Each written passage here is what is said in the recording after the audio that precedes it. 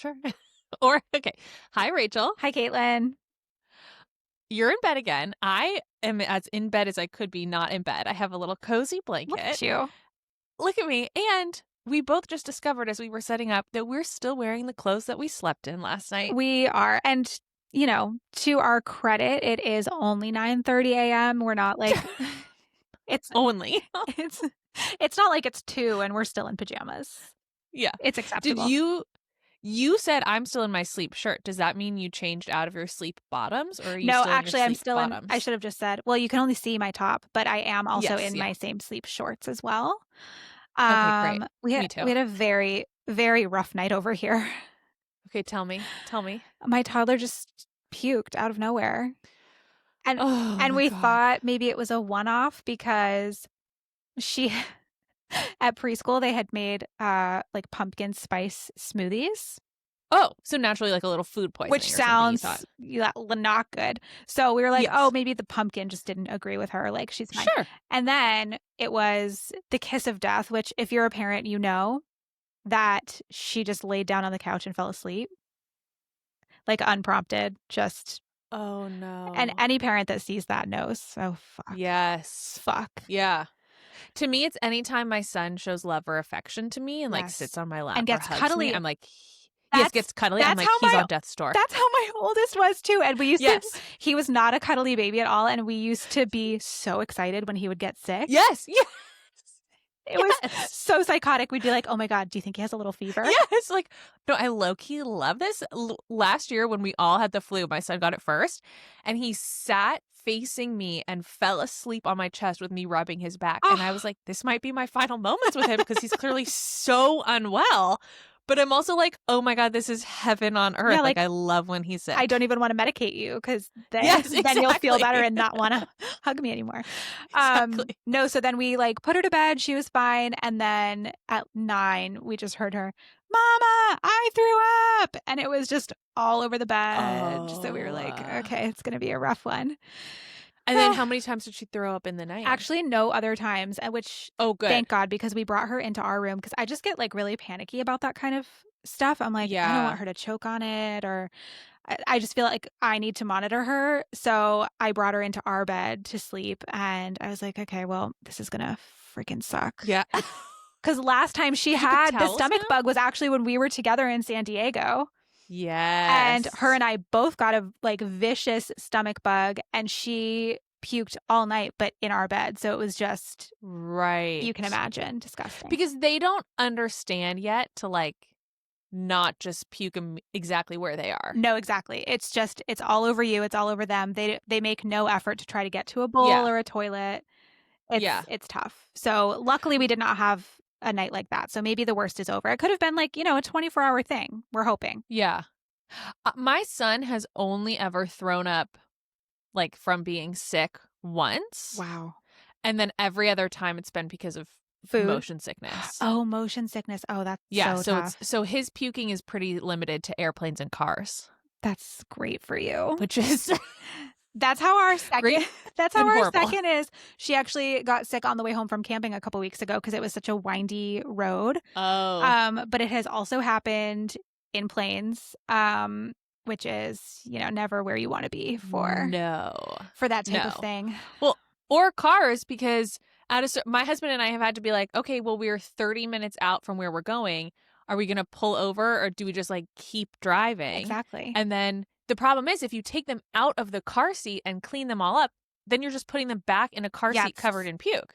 There's really no good option in that scenario. There's really not. She also I promise we'll move on from like child puking stories, but I was just gonna say, who knew this would turn into a 5-minute intro all about kids being sick?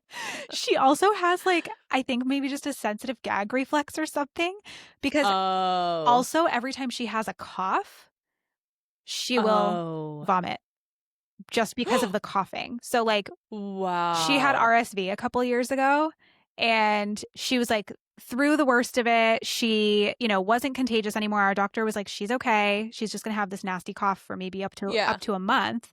And it was Halloween. Like, we always get sick around this time of year. It was Halloween and we were trick-or-treating and we were at this house And she, by the way, this was the night before I gave birth. I was What? I was like kind of in labor, to my third, but she started coughing at this house and just puked all over these people's stairs. Oh my God. What did you do? It was such a bad look. I freaked out. Luckily, it was before we had gotten to the doorbell. So okay. I told Marley to like run back to our house, get a jug of water so we could like rinse it off. It was mortifying. Yeah. Mortifying. You know what? That reminds me that one time my son, we were out to dinner, and after COVID in LA, all of these restaurants kept tables on sidewalks. Oh, same. Yeah. And which is so fun. And we were walking by a restaurant and there were these people eating, and my son started coughing really hard. Oh, and no. he coughed and he puked right in front of all of these people sitting outside. And I just was like, like, can I walk away? Can I leave? Oh my God. Having kids is just, dude. Ugh. The things we deal with and also like are okay. It's so gross. Like I have caught vomit with my bare hands. Yes.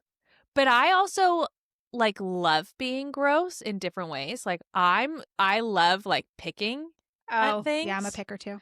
I love picking boogers. I love picking stuff on their scalp. Mm-hmm. Oh, the cradle cap it was a great time. Oh my God. Give me that cradle cap. You could not believe the urge that satisfied within me.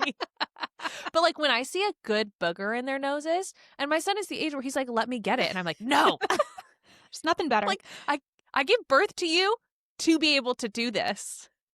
It's so sick. Yeah. I'm so sorry to all the non-parents listening, because this sounds truly deranged and so vile. But like, if you're a parent, you do get it. Like, you really do. You do get it. We all have our things. Yeah. We all do. How has oh my God, Rachel. What? You have to tell us about going to Boston. Oh, it was which I cannot believe. In our professional life and our personal life, you did not tell me until you were like, I'm on the way to Boston. I know. I could have sworn I told you. No. But I guess I didn't. So yeah, so I just did a quick trot to Boston for less than 24 hours to be on a podcast called A Lot of You Have Been Asking. And it's it's a really good name. It's with Hayden Cohen, and he goes by Haters on TikTok and Instagram. And he's so funny. He's like a good New England boy. I just love him. And so, yeah, I was on the podcast, and it was fun to be on a podcast where I didn't have to talk about parenting and like sleep stuff the way I normally do. Like, I'm usually on a podcast to be an expert about that kind of thing. And this podcast is more about like the behind the scenes of influencing and content creation and like how people get started and just like things that we deal with. And so it was really fun to be able to talk about that kind of stuff, because you and I talk about this like every day, all day. I was gonna say, that just sounds like everything I text you about. Exactly. It was basically a running text thread that you and I have, just with a microphone. I love that. That's so fun. Yeah, so it was fun. So it should be out in a couple weeks. And I'll link it in my stories and stuff when it comes out. But yeah, it was fun. I mean, Boston was disgusting. It was pouring rain. So I didn't do anything else. I mean, I was only there for a couple hours really after I went to bed. But I did catch up on all of the Housewives. Yeah, you had 2 screens going at one time. 2 screens going. I felt like I was like one of those like a dude who was watching like all of his games. Oh, like sports. Yeah, watching sports games on all of his screens. I was like, I can do that too. So I started and finished this season of Potomac, which is so good. Amazing. And I caught up on OC and I caught up on Salt Lake. Amazing. Yeah, it was wonderful. I mean, that's worth the flight alone. That was worth the flight alone. I was like, this $300 hotel room, like, perfect. That is done. I would pay that just to have 4 hours to myself to watch Housewives. So absolutely. Yeah. Who amongst us wouldn't? Truly. It's so funny though. Like, there is this feeling of, because I got there when it was dark. It was like dark and rainy. It's like an okay hotel. It's not bad, but it's not like a 5-star or anything. So I walk in and it's just kind of like depressing. And I don't know. I was like, sometimes this sounds more fun than it's actually going to be. Be away. But then that was quickly resolved when Marley called me with all of the children crying. Oh my God, why on were all of them FaceTime. crying? They just saw me and started On crying. FaceTime? Yes. And it's usually a rule that we don't FaceTime when I'm away Right. because it never goes well. Never. Right. Especially not at bedtime when they're tired and emotional. So usually what we'll do instead is send videos back and forth because they'll love to watch a video of me, but they don't want to talk to me in real time via video. It's very, right. I don't know what psychologically that's about. But so, yeah, so he called me as I was getting ready to go to bed because they were getting ready to go to bed. And they were all just emotional basket cases. And I texted him after. I was like, thanks a lot. Like, who was that good for? Because it wasn't good for me. They seemed pretty upset. What was he doing? Why? He was like, they were already crying, so I figured it can't hurt. Oh, it's like, great plan. So one of us could have just dealt with the crying, but instead you made it both of our problem. Got it. Oh my God. Yeah. Usually I say like, don't FaceTime. When we were in New York, I FaceTimed the kids and it actually went pretty well. Yeah, I was going to say, I remember it being okay when you FaceTimed that. Yeah. Yeah. Yeah, it was okay. There was one time where it was like a little bit on the edge, Yeah. but yeah, if they're already crying, like don't. But then it's, I will say, devil's advocate, Marley's advocate, I could see if they're crying, being like, well, I'm crying because I want to see Mom. Then you might think like, oh, that will fix it. But it doesn't. When in reality, it just reminds them that you're not there. That you're not there. And they're pissed. Yeah. Yeah. So that was that. Okay, so aside from that, it was a great quick trip. Something that was so fun. It was so funny is his studio is like at the TD Garden. So there's lots of people walking by and his studio is like just a bunch of windows basically. So you can see out and people can see in. And people would walk by and start recording us with their phones, thinking we were like, we must be. Oh my God, you're so famous. It was like this really, really old Asian man walking by and he was like giving us a bunch of thumbs up and filming us. And oh my God, cute. Really hyping us up. He must have thought we were very famous. That's so cute. I know. It was really wow, cute. Can't believe what it would be like in a studio. I walked in and I was like, wow, this is big time. That's how the other half lives. This is big time. Yeah. He's not still in his pajamas. He was not in his pajamas. He was not in bed. It was so legit. It made me a little jealous. Like we need a real setup. Yeah. It's tricky because we live in different cities. Well, that's why I liked the idea of somehow creating a corner in our houses that looked identical. Exactly. I love that idea too. But then we're still having to do all our own stuff. Like he literally just came in, sat down in the chair. I sat down in the other chair. There was this guy, what was his name? Travis, maybe? And he basically told us when to go. He set up our microphones. Wow. We were done and he was like, okay, that was a great episode. See you guys later. And we both just left. Walked out. And Travis was left to just do all of the editing. Wow. And I was like, wow. We should see what Todd's up to. We should. Todd, our Apple guy. He works for Apple. Do you think he'd be interested in editing for us on the side? No, probably not. Listen, editing this, I said to you guys last week, if you listen to the end of this episode, there'll have been 10 minutes removed from it. It's true. There were. It's true. Every week. A lot ends up on the cutting room floor. Which is shocking that you would think like, oh, you kept this and you cut other things out? And the answer is yes. How does that make sense?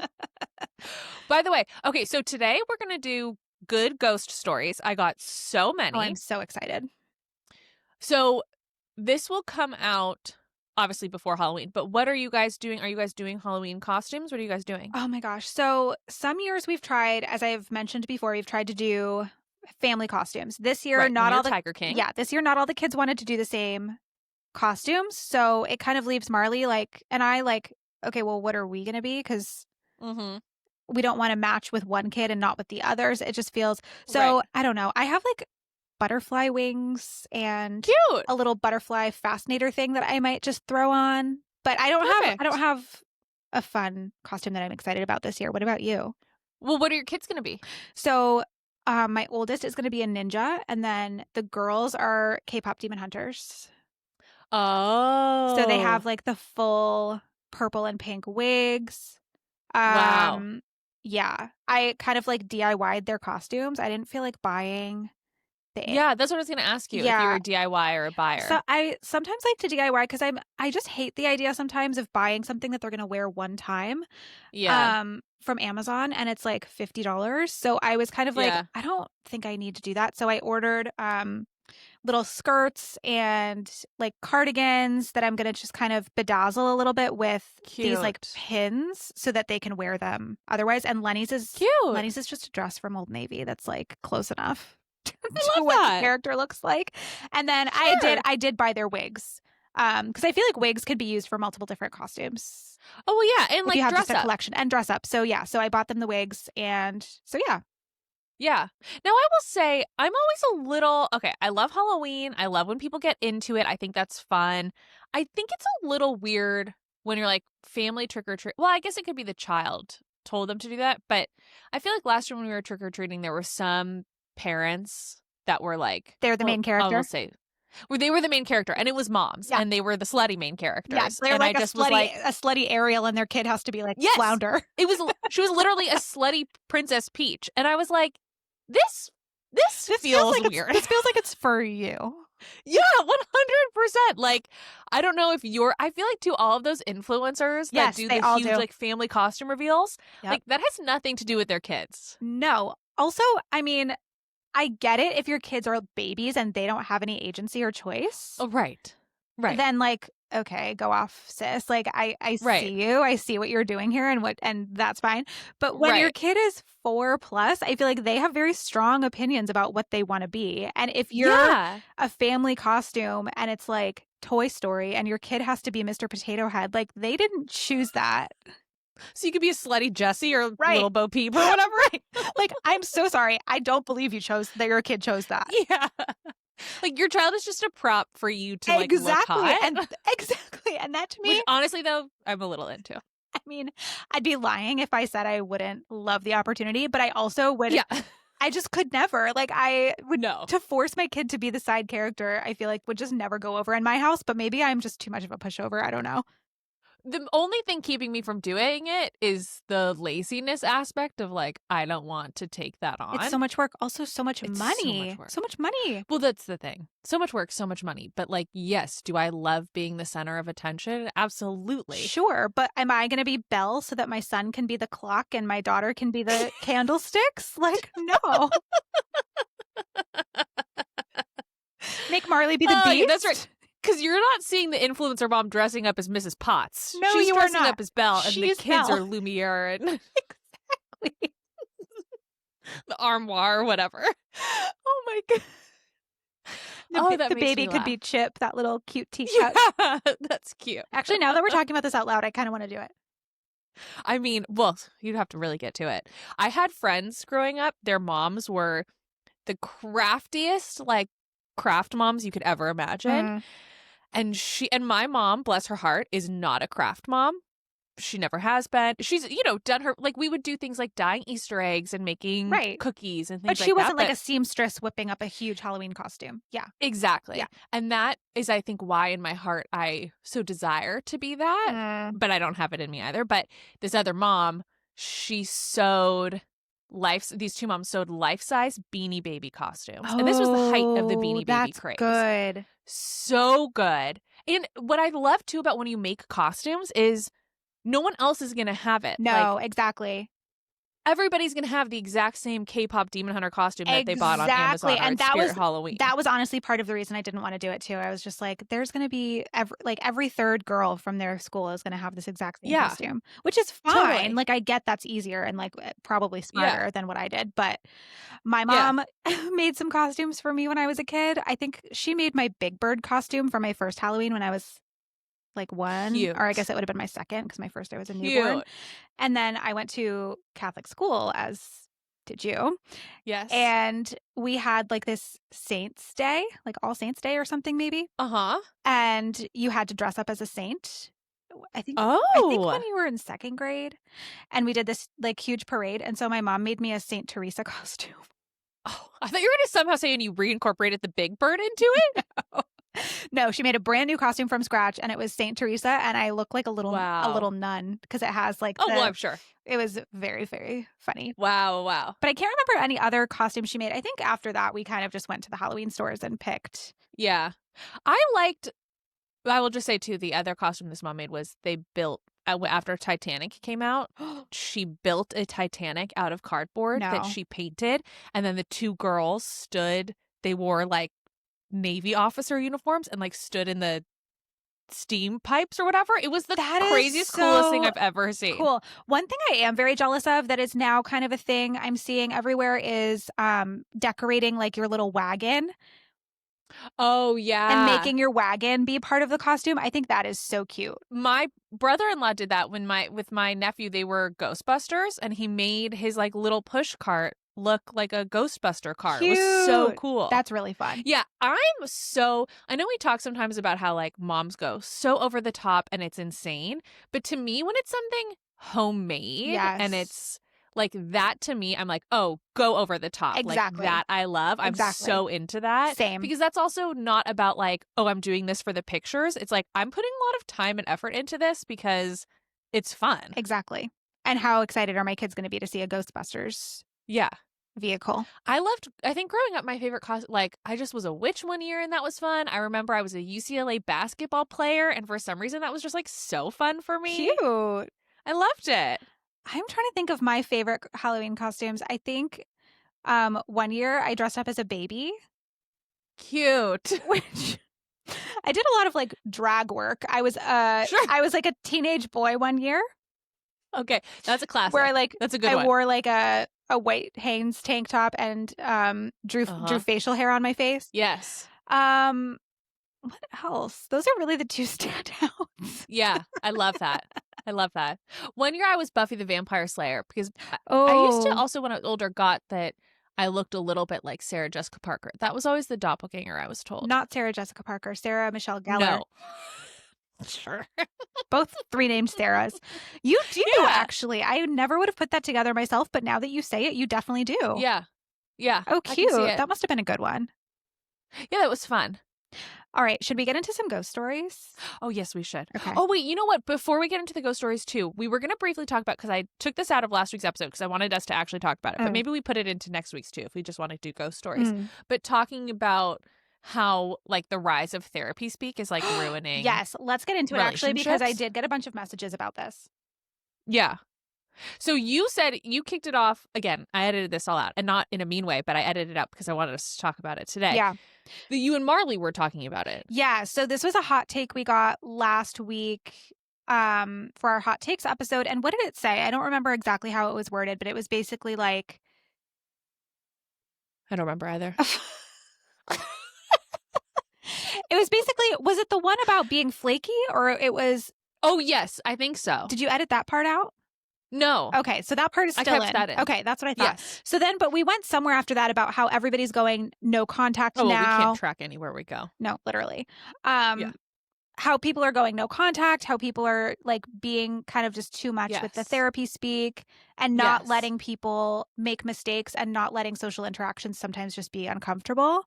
Like everything is traumatic and that's not necessarily right or good for us. And that you can have boundaries while also not cutting out everyone in your life. Absolutely. And that we've gotten into this weird stage where we think, oh, it's all about protecting our peace and you're gaslighting me and I'm setting up this boundary with you. And that means I'm not having a conversation with you. I'm not letting you. And there are obviously situations where it's like, you should do that and that doesn't deserve it. But I have talked about this a little bit when we did our joint podcast last year about friendships, that I was definitely on the other end of it, where I had like a best friend, like sister relationship of literally 20 years. And COVID really like did a number because I had had a baby. She did not. She was living a very different life, whatever. And there were some disagreements and we like talked about it and I thought everything was fine. And then she was like, "Oh, I just need a little space from you." And I was like, "Okay, we've been best friends for 20 years. Like, sure, I'll give you a couple of weeks or something." Like, I don't know what space from me means. Also, Right. because we were all in the exact same friend group, whatever. And then I like didn't hear from her for like 4 months, and I texted her and I was like, "Hey, like how are you? Haven't talked to you in so long. Like I did not expect this to be space. Like what's going on?" And she just was like, "I don't feel safe around you." I like all this crazy. And then literally, though, never actually had a conversation with me. Never had a conversation about what she was thinking or feeling. Never had a conversation explaining what she was thinking. Never had a conversation so then I could acknowledge what she was thinking or feeling. But she was like, "I have to set boundaries. You're toxic. I have to cut you out of my life." And I'm like, that's not actually normal. Like What could that she have actually. possibly do you have any idea like what she could have possibly had a problem with? Or like what could have So happened? no, it was I ended up talking to another friend because I was like, "This is insane. Like this isn't normal actually." And you think you're on the higher ground being like, "I'm setting a boundary." Right. You're actually the asshole. Right. Because you're not like that's not how you treat people. You don't Especially someone treat that's been in your people. life for that Well, long. and that's the thing. You don't treat people who have been in your life for that long that horribly by Right. not giving them a chance, especially when it's like I didn't actually do anything. Like I didn't sleep with your boyfriend. I Right. didn't like murder your dad. Like in those cases, sure, go no contact. Right, right, right. That's fine. But even, I mean, even less egregious things, I could see where you'd be like, okay, this friendship actually just isn't working out for me anymore. But it doesn't even sound like there was any lead up to No, it was that. crazy. No, it was crazy. And I think it's all of this therapy speak of like, you think you get to say things like, "You're toxic and I'm setting a boundary," when that's actually not like an okay thing to do to another person Right. in Especially, certain situations again. well, especially just like with zero context or explanation. Like, did she even give you an Right. example of something that you did that upset No, her so much? nothing. Like, what? No. I don't understand how that just comes out of nowhere. Isn't that crazy? Yeah, that's nuts. But it's the rise of therapy speak. Was she in therapy? I have no idea. Oh, Hmm. I'm sure years ago, but I don't know at the time. But that's just like it's all over. It's on TikTok. Like Yeah. I was looking at this article from Refinery 29, and a lot of it came from like there was this woman on TikTok who's a therapist who was like, "Here's a script for ending a friendship." And it was like, "Our friendship no longer serves me. Like I'm no longer interested in being your friend. I wish you all of the best." And it's like, again, depending on the like length and depth of your friendship, that's not okay to do to someone. No. No, because I feel like friendship breakups are even harder than Oh my God, so romantic much harder. breakups. And would you ever, with a partner you've been with for like decades, just be like, I'm done, you're toxic?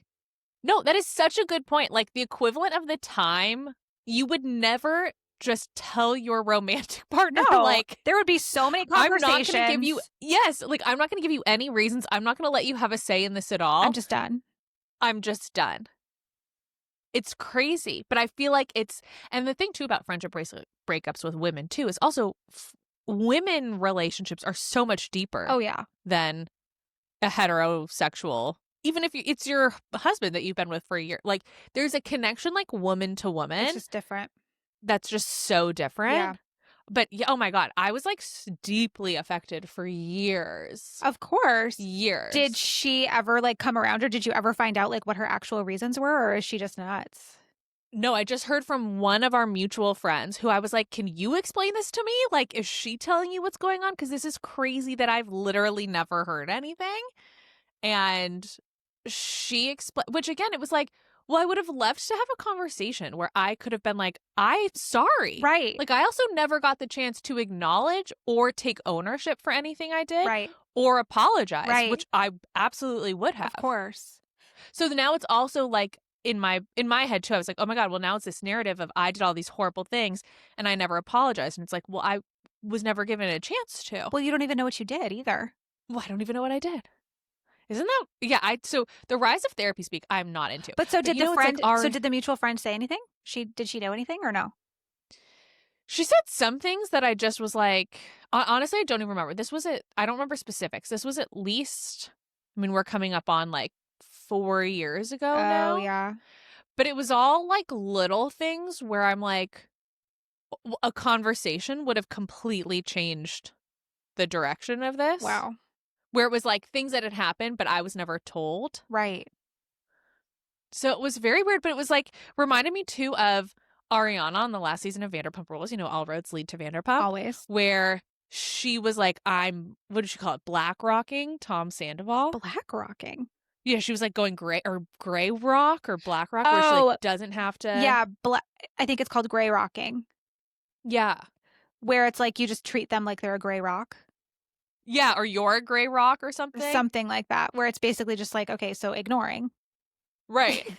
Like, which again, different situations, sure. And yes, what Tom Sandoval did to her. He deserves it.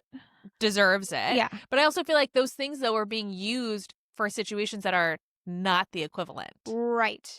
Yeah. Like she would have been totally justified in going no contact and just being like, I'm done with you. I don't need to explain why. Like, you're toxic and I'm out. But even they had like that huge conversation where they were like on the couch and she's screaming, I hate you. Yeah. So good. She wants him to die. Yeah. Like, at least give me that. Exactly. God. Okay. Have some passion. Well, speaking of ghosts and relationships, this is a good segue. We did ask for good ghost stories. Okay, I'm so excited. Specifically, by the way, if you'd like more details on my friendship breakup experience, because I know a lot of people have dealt with that or are dealing with that, there is a podcast episode that Rachel and I did. It was on my old podcast feed and on Rachel's old podcast feed. It was a 2-parter. Right. That we can link it. Yeah. Or maybe we won't link it, because the other day when we thought we weren't going to be able to record it, I was like, we should just put that up on the feed instead. Oh, right. So maybe we'll save that for a rainy day. Save it in our back pocket. Yeah. You can search for it if you really want it. So we asked for good ghost stories. We specifically did not want scary ghost stories, because I'm a real little baby with scary stories, and I needed to be able to sleep. So we were talking about ghost stories where maybe you had an ancestor visit you, or you just got a sense of something like looking out for you or making you feel comforted. I know when I was growing up, my sister's friend, I think there's some people too that are just more, the veil is thinner for them. Yes, they're just, if you will, intuitive. Yeah. Yes. And she would like see spirits, and she told her mom that my family house growing up had the best feeling and like energy of anywhere she'd ever been, which I was like, that's amazing. And I love that.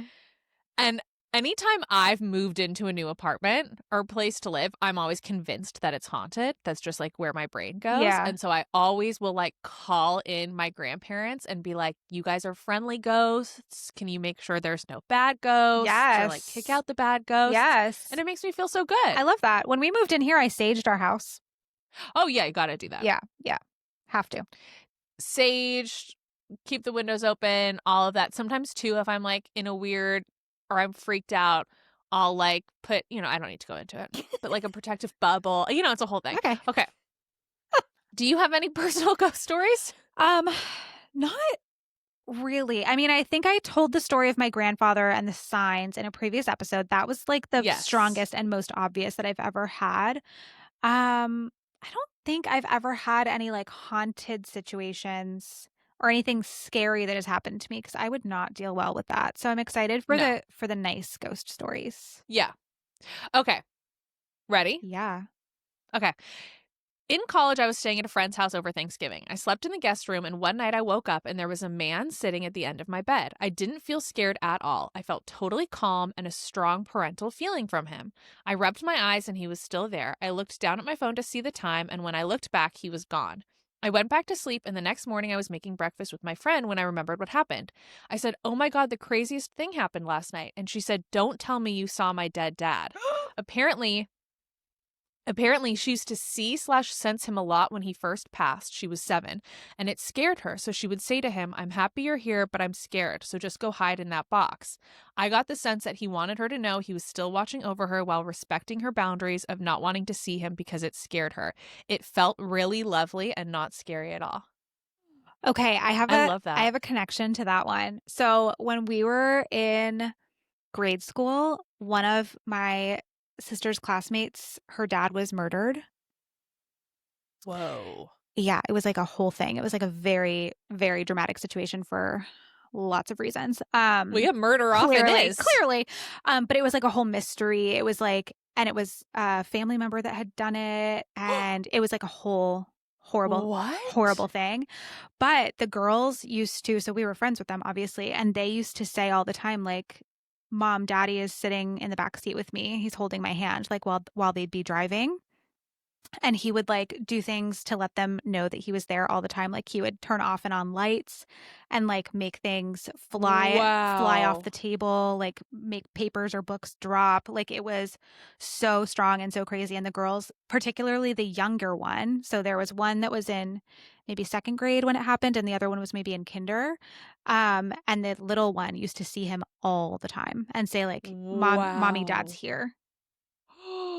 Wow. I have I know, isn't chills. that wild? I totally believe that can happen. And my mom also Oh, told me yeah. that when my mom's mom died really young, my mom was only 19, and she was like sitting with her mom while she was dying, and she said that she had seen her parents similarly, like at the end of her bed the night before she died. Like they Wow. were like coming to get her. I Wow. know. That that reminds me, my mother-in-law, her dad's spirit would come to her in it like the night before something bad was gonna happen. Like my husband's grandma had a boyfriend who ended up killing himself. He was like 90 or Oh something. my God. And I think he just was like, this is not. Why do we keep talking about elder assisted suicide? I This know. is the second episode in a row this has come up. Comes up a lot from you, I will add. That's so true. That's so true. Okay. So she was like, oh, my dad came and visited me the night before. And then that happened. So she was like, oh, yeah, it happens. Like there was another instance. Her mom had like a medical emergency. The dad came like the night before. I'm hearing her tell this story. And she tells somebody else, she's like, oh, yeah, he came like the night before, basically revealed that he came to her the night before her son and I got married. And I was like, are you equating that? She was like, yeah, and it was so crazy. He even came to Hawaii and the night before he got married. And I'm like, oh my God. So maybe it's just big life events. We don't need to label them as good or bad. Sure, let's spin it that way. Yeah. Okay. Okay, the next one is, first off, my mom does not believe in anything paranormal. Super logical, all about research. We spent a weekend visiting family friends who live on a big fenced-in lavender farm. They were proud of that fence. Supposedly nothing could get in or out. They live in deer country, so they went through a few iterations to get to this fence. Fast forward to breakfast on our last morning. My mom casually mentioned seeing a big black dog running around the property all weekend and asked what its name was. Everyone went quiet. Then they told us that was Charlie, their big black lab mix who passed away a few months ago. They said they still see him sometimes sprinting across the property like old times. And with that fortress of a fence, they know it's him. Turns out they'd even brought in a hospice vet so Charlie could pass peacefully at home surrounded by love. What? So Is that not so beautiful? That's about to make me cry. So they're seeing their dead dog run across the yard. Charlie! Yes, Rachel, it's beautiful. Dogs pass the Rainbow Bridge. I love that for them. Yeah. That's wow. beautiful. Okay, so That's you're beautiful. down with human spirits, but you're not down with animal spirits. I just don't feel as deep of a connection to animal spirits. But oh, you don't want Kelly or hermaphroditic lizard visiting you? No, I don't. With a live cockroach hanging out of its mouth or something? Kelly, if you're listening, please stay on the other side.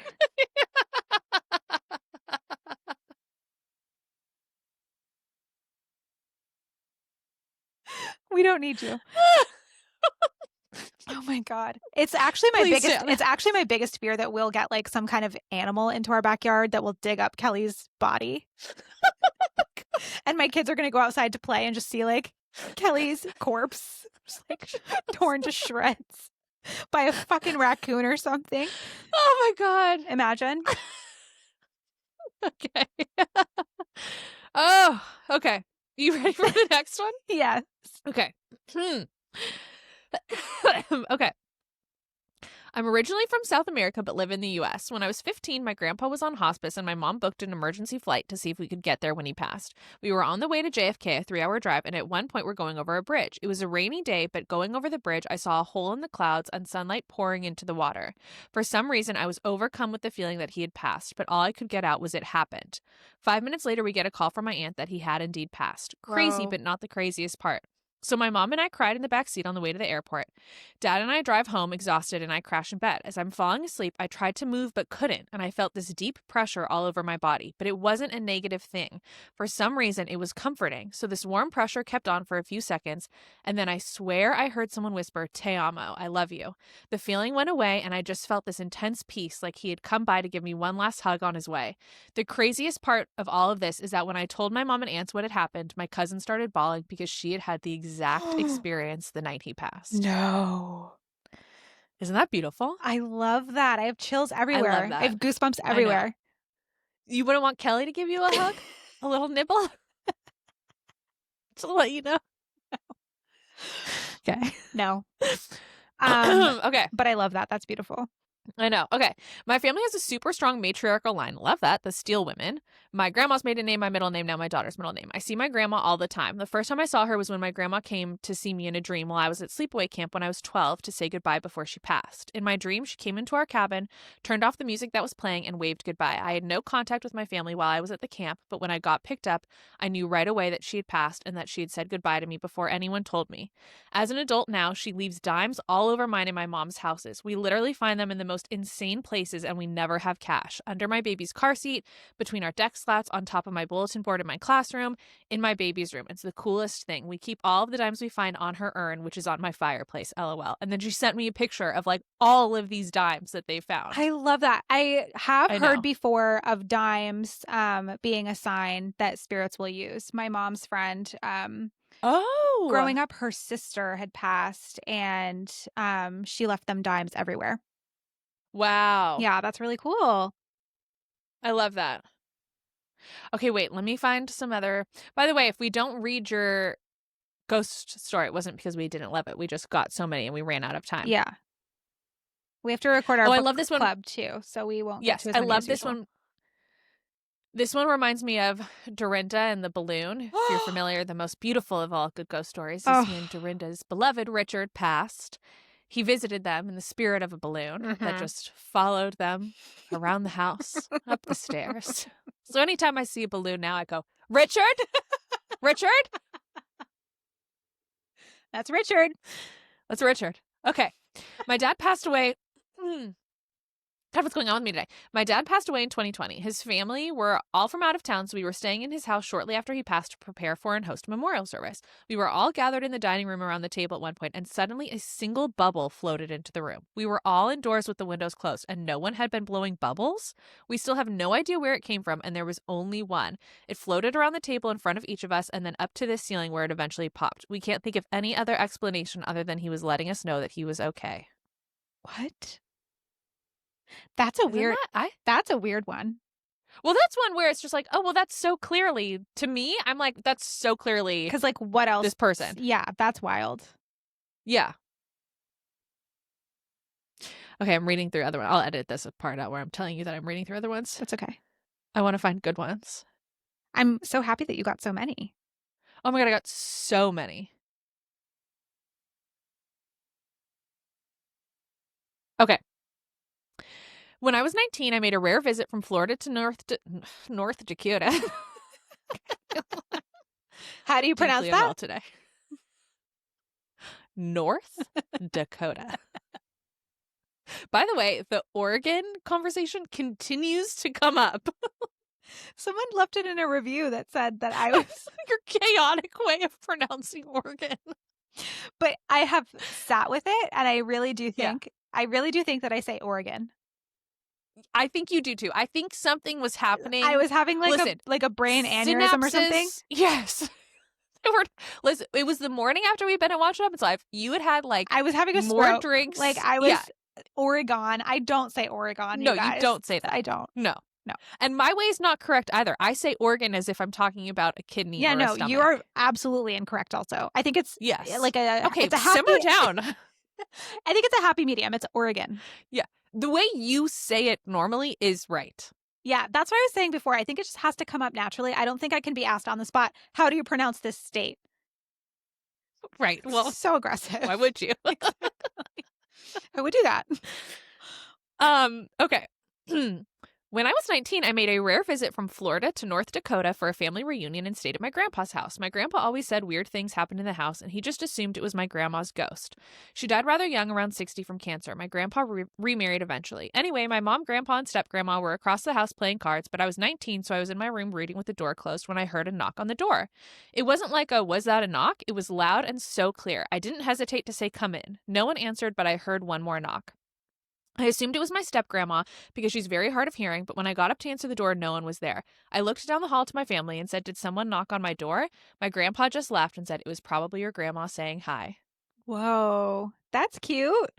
Yeah, I thought that was very cute. I love that. Okay, and then this is the last one. My parents live in a retirement community and watch my 2-year-old weekdays while I work. Last year, I dropped my son off, and my mom told me that her big brother, my uncle, had taken a turn for the worse and wasn't doing well.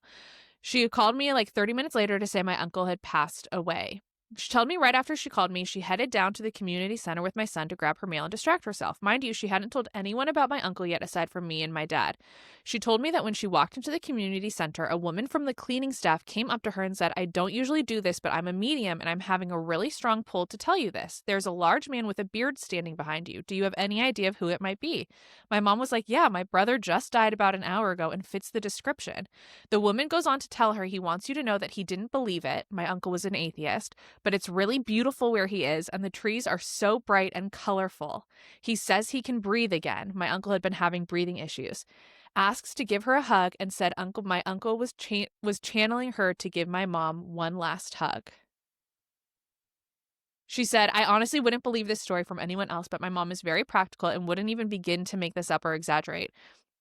She was honestly so skeptical about mediums before this, but no one in the community even knew my mom's brother was sick, as she's very private. Still gives me chills. I have chills too. Oh my God, I love that. Isn't that beautiful? Did you ever used to watch John Edward, the medium? Oh, no, but I know what you're talking about. Or were you a Long Island medium person? No. Or both, like me? Weirdly? Also Tyler Henry? Like, which one? Yeah, I was going to say, that guy. Weirdly enough, for being somebody who's so into that, I never actually watched any of those shows. What? I know. Because it's literally just that type of story over and over and over again. It's so good. I know. You know what? There was an instant. Tyler Henry had an E! Show, right? Yes, and he did all the celebrities. Yes. So when I worked at Bravo, I had our coworkers were at E! And they were, maybe it was like Kim Zolciak or someone. Of course. They were filming an episode in a hotel room. And so 2 of my coworkers were there to like make sure the shoot went well. And they were in like a different bedroom off the main shooting area in the hotel room. And so Tyler Henry's talking and starts asking her all this stuff. And it was like, not any of it wasn't right for Kim Zolciak. And he was completely picking up on my coworker. And it was all about her. He was like talking to her about her knee, and she like needed knee replacement surgery. He was like talking about family stuff. And they didn't say, I don't think they said because I don't remember how it ended. I think they were like, oh, you might be picking up on someone else. And then she left, but they weren't like explicitly like that. But whoa.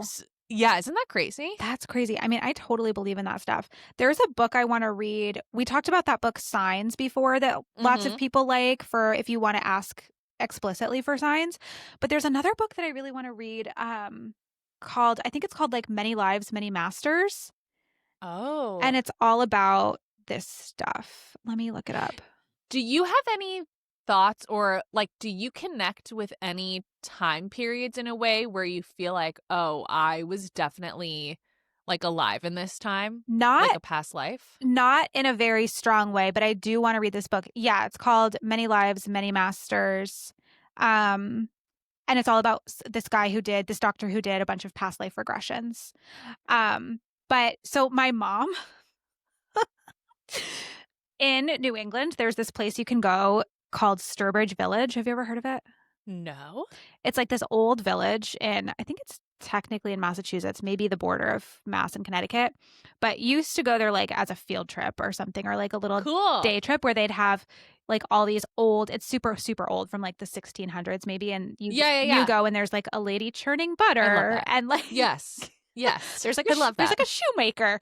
Yes. And when we went one time, my mom got so freaked out because she felt so strongly like she knew where everything was. And she was like, I swear to God, and she's very much into this kind of thing. She is Wow. very woo-woo when it comes to this type of stuff. But she was like, I have never felt so at home somewhere before. Wow. Yeah, it was really weird. Really weird. And we kept just being like, Mom, shut up. That would be me. I know. But now I'm like, now that I kind of am older, I mean, we were kids when this happened. So we were like, stop freaking us out. Right. Oh, totally. But now I totally believe in that kind of Whoa. stuff. Do you feel like you belong in a particular time? Well, it's so funny. When I did the past life regression, I asked the guy, I was like, I'm so connected to the ocean. I really think I must have been like a Polynesian queen or princess, like Moana vibes. And he was just like, no, I think you just like the beach. I was like, okay. Maybe you were like, that's fine. Maybe you were like a fisherman or. Maybe. No, I do think there's definitely times I was a lot. Yes. Things that feel very connected. For some reason, now I don't want to say I'm like an old soul, but I'm also very connected to like the Bronze Age, and we're talking to like 2000 BC. Okay. So I might have been around for a while. You're an old soul. I'm a very old soul. Yeah. But things like that. We've got to, Rachel, we have to do a past life regression. We have to. And we should also do it and record together. And yes. And that's what put it out as an episode. I want to go into hypnosis with you. No, same. Wait, let's do it together. They do like couples ones. Let's do it together. I'll come down to LA. Yeah. There's got to be a million people down there that do it. Oh, but you know it. Yeah. But instead of a couple one, a friendship couple one. I mean, what's the difference, honestly, at the end of the day? Amen. Right? Amen. All right. We love you guys so much. We have so much. We've been saying this for a long time, but we do have merch in the works. It's very close to being done. Yeah. We are about to record our October book club episode. We loved this book, so we're going to be talking about it. And then we're going to choose the next one very soon. We're going to have you guys vote, I guess, in the broadcast channel. Sure. So head over to Caitlin's Instagram page if you want to join the book club chat. It's in her bio, the little broadcast channel at Wilder Beginnings. Yes. Please rate and review.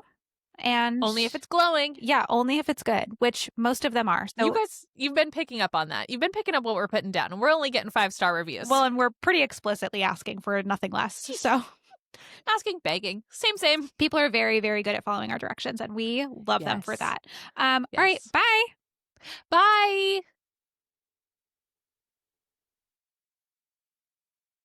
Okay, cute.